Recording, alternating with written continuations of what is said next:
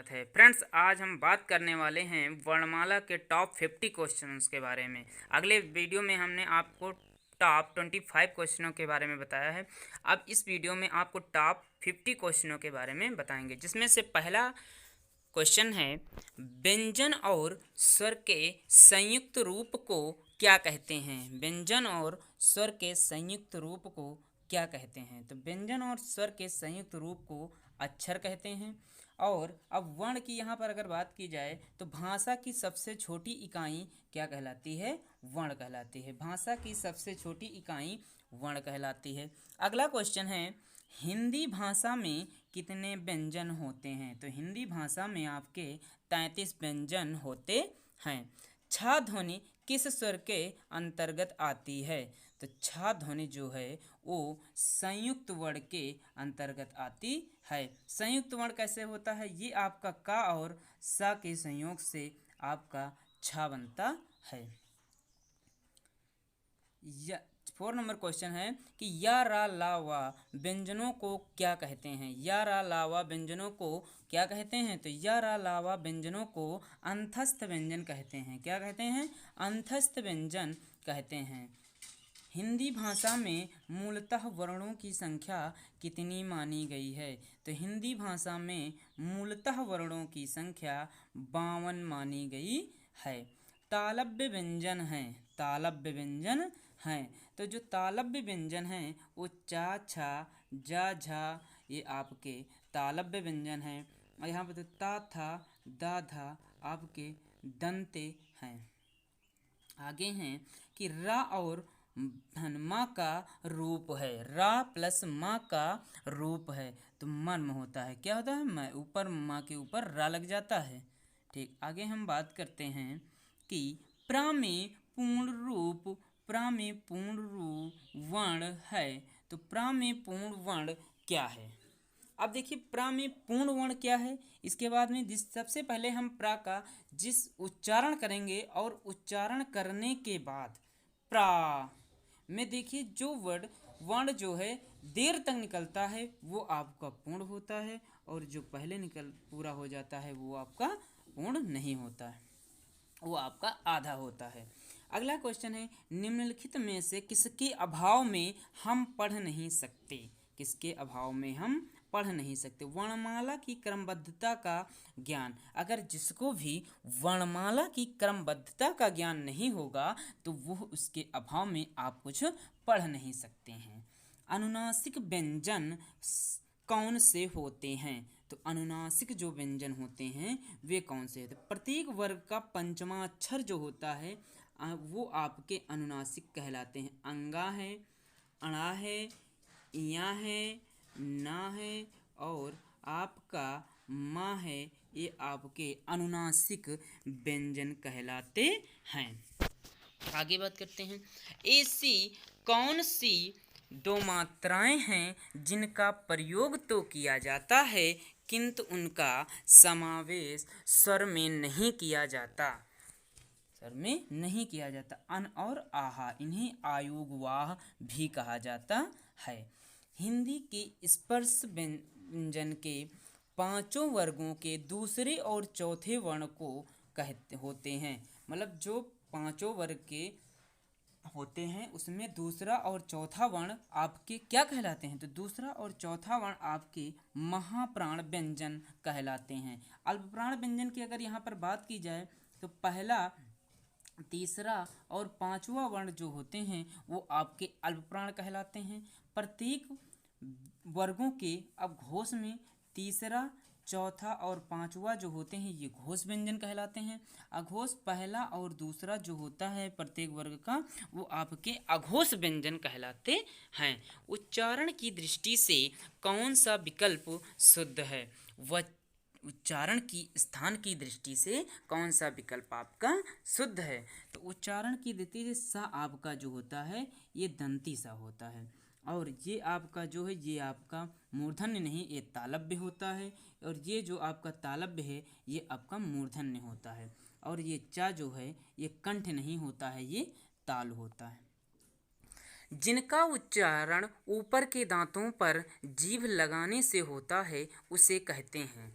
इनका उच्चारण ऊपर के दांतों के जीभ लगाने से होता है, उसे कहते हैं दंत कहते हैं। क्या कहते हैं? दंत। निम्न में कंठवर्ण कौन सा है? निम्न में कंठवर्ण कौन सा है? तो आ जो है आपका वो कंठवर्ण है। क्या है? कंठवर्ण। ए और आई का उच्चारण स्थान है। ए और आई का जो उच्चारण स्थान है वो आपका कंठ तालव्य है। क्या है? कंठ तालव्य है। वर्ण तालिका के अनुसार ह्रस्व, दीर्घ और प्लुत क्या है? ह्रस्व, दीर्घ और प्लुत क्या है? तो ह्रस्व, दीर्घ और प्लुत आपके स्वर हैं। स्वरों के उच्चारण में लगने वाले समय को कहते हैं। तो स्वरों के उच्चारण में लगने वाले समय को मात्रा कहते हैं। प्लुत स्वर कौन सा है? प्लुत स्वर कौन सा है? ओम जो है आपका वो प्लुत स्वर होता है। जिनके उच्चारण में हर्ष एवं दीर्घ से दोगुना समय लगता है वो आपके प्लुत स्वर कहलाते हैं।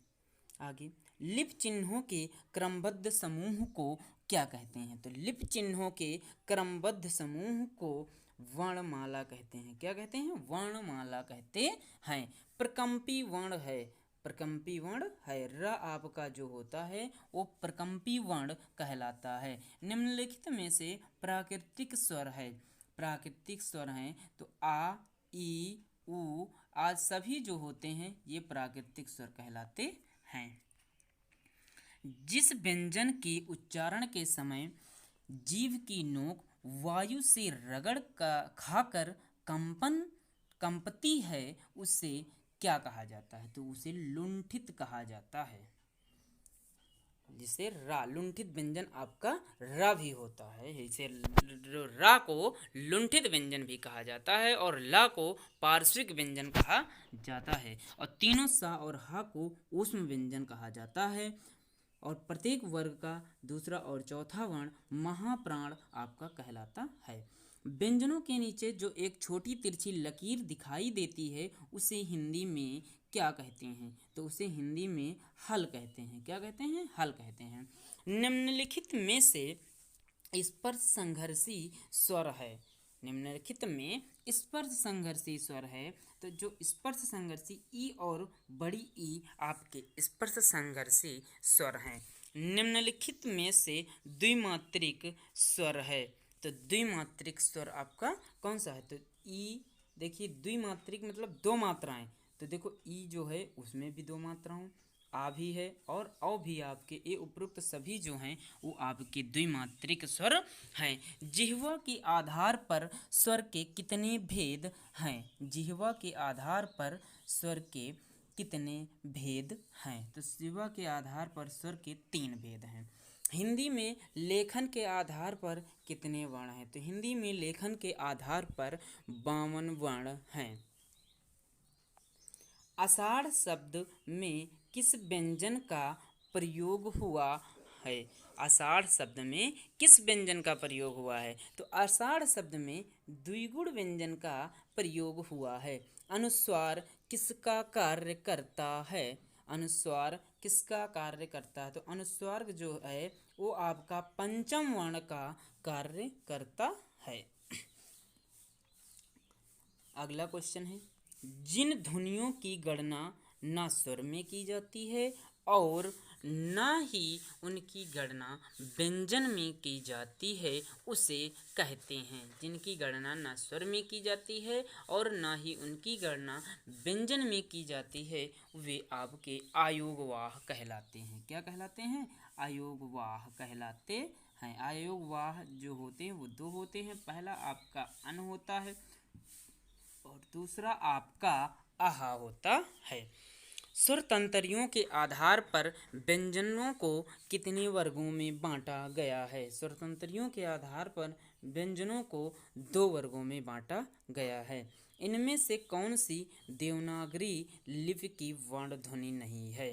कौन सी देवनागरी लिपि की वर्ण ध्वनि नहीं है? तो पहला ऑप्शन होगा ग्रीवा ध्वनि। क्या होगा? ग्रीवा ध्वनि। विसर्ग से बना शब्द कौन सा है? विसर्ग से बना शब्द कौन सा है? निःस्पर्श, अध, द्वित या थोड़ा सा? तो पहला ऑप्शन हो जाएगा आपका निःस्पर्श। प्रत्येक शब्द की वर्तनी के सभी वर्णों को उसी क्रम में अलग अलग दिखाना क्या कहलाता है? अलग अलग दिखाना क्या कहलाता है? ये आपका होगा, देखिए, पहला वर्ण संयोजन, दूसरा वर्ण विच्छेद, फिर है संधि, संधि विच्छेद। तो कौन सा होगा? वर्ण विच्छेद। निम्नलिखित में दंत वर्ण कौन सा है? निम्नलिखित में दंत वर्ण कौन सा है? सा, फा, टा और हा। तो इसमें जो होगा वो दंती सा आपका ये सा होता है। निम्न में से कौन सा मूल दीर्घ स्वर नहीं है? मूल दीर्घ स्वर नहीं है। बड़ा आ, बड़ी ई, बड़ा ऊ और ओ, इसमें कौन सा मूल दीर्घ स्वर नहीं है? तो इसमें आपका जो ओ है वो आपका मूल दीर्घ स्वर नहीं है। निम्न में दीर्घ स्वर कौन सा है? निम्न में दीर्घ स्वर कौन सा है? तो जो आपका बड़ा आ है वो आपका दीर्घ स्वर है। मध्य स्वर कहते हैं, मध्य स्वर कहते हैं। तो मध्य स्वर आपको किसे कहते हैं? आ को मध्य स्वर कहते हैं। संयुक्त व्यंजन ज्ञ बनता है। संयुक्त व्यंजन ज जो बनता है वो किससे बनता है? ज और इया से आपका ज्ञ बनता है। सामान्यतः रूप से स्वरों की संख्या कितनी होती है? 10, 11, 13, 8। तो आपकी सामान्यतः स्वरों की संख्या 13 होती है। मूल स्वरों की संख्या कितनी होती है? तो मूल स्वरों की संख्या कितनी होती है? तो मूल स्वरों की संख्या 4 होती है। निम्नलिखित में पश्च स्वर कौन सा है? निम्नलिखित में पश्च स्वर कौन सा है? आ आपका पश्च स्वर है। दंतोष्ठीय व्यंजन है। दंतोष्ठीय व्यंजन कौन सा है? हा, ला, रा और वा। तो वह आपका दंतोष्ठीय व्यंजन है। 45 नंबर है। ड, ढ, र, सा निम्न में से किस वर्ग में आएंगे? ड, ढ, र और सा आपके किस वर्ग में आएंगे? ये आपके मूर्धन्य में आएंगे। किस में आएंगे? मूर्धन्य में। जिन वर्णों का उच्चारण करने पर जीभ ऊपर उठकर तुरंत नीचे गिरती है उसे कहते हैं उच्छिप्त कहते हैं। उत्क्षिप्त क्या कहते हैं? उत्क्षिप्त। निम्न में से कौन सा महाप्राण है? निम्न में से कौन सा महाप्राण है? गा, जा, ड़ा और सा। देखिए, जो प्रत्येक वर्ग का दूसरा और चौथा वर्ण आपका महाप्राण कहलाता है। अब यहाँ पर देख लीजिए, ग आपका कौन सा? का, खा, गा तीसरा आ रहा, चा, छा, जा भी तीसरा आ रहा है और अड़ा आपका पांचवा आ रहा है। तो जो आपके सा होते हैं ये आपका महाप्राण कहलाएगा। निम्न में से सघोष वर्ण है। निम्न में से सघोष वर्ण है। सघोष क्या होते हैं देख लेंगे। इन ध्वनियों के उच्चारण में स्वन तंत्रियों में कंपन होता है। प्रत्येक वर्ग के तीसरा, चौथा और पांचवा वर्ण, तीसरा, चौथा और पांचवा वर्ण और जितने भी यारा लावा है, या, रा, ला, वा और हा है और अन और आहा है, ये आपके सघोष में आते हैं। किस में आते हैं? सघोष में आते हैं। तो इसमें हम देखेंगे सघोष व्यंजन कौन सा। तो ई आपका है, ये सघोष वर्ण है। क्या है? सघोष वर्ण। इसमें सभी स्वर भी सहयोग में आ जाते हैं। सघोष में क्या आते हैं? सभी स्वर भी आ जाते हैं। अघोष की अगर बात करें तो जिन ध्वनियों के उच्चारण में स्वन तंत्रियों में कंपन नहीं होता है उन्हें अघोष कहते हैं। प्रत्येक वर्ग का दूसरा वर्ग और पहला और दूसरा वर्ण और सा तीनों सा आते हैं। और अघोष में जो होता है इनमें स्वर तंत्रियों में जब आप उच्चारण करेंगे तो उसमें कंपन नहीं होगा, इसलिए इन्हें अघोष कहा जाता है। तो इसमें कौन सा वर्ण होगा? सघोष वर्ण में और बड़ी ई आपका हो जाएगा। आगे देखते हैं। किन वर्णों को बीच की कड़ी कहा जाता है? किन वर्णों को बीच की कड़ी कहा जाता है? तो सबसे पहले है असंगत व्यंजन, बी नंबर आगत व्यंजन, दंतीय व्यंजन या द्विगुण व्यंजन। तो इसमें कौन सा हो जाए? असंगत व्यंजन। क्या होगा? असंगत व्यंजन। जिन स्वरों का निर्माण दो खंड के द्वारा हुआ है, जिन स्वरों का निर्माण दो खंड के द्वारा हुआ है उन्हें क्या कहते हैं? उन्हें संधि स्वर कहते हैं। क्या कहते हैं उन्हें? उन्हें संधि स्वर कहते हैं। ठीक है फ्रेंड्स, आज के लिए बस इतना ही।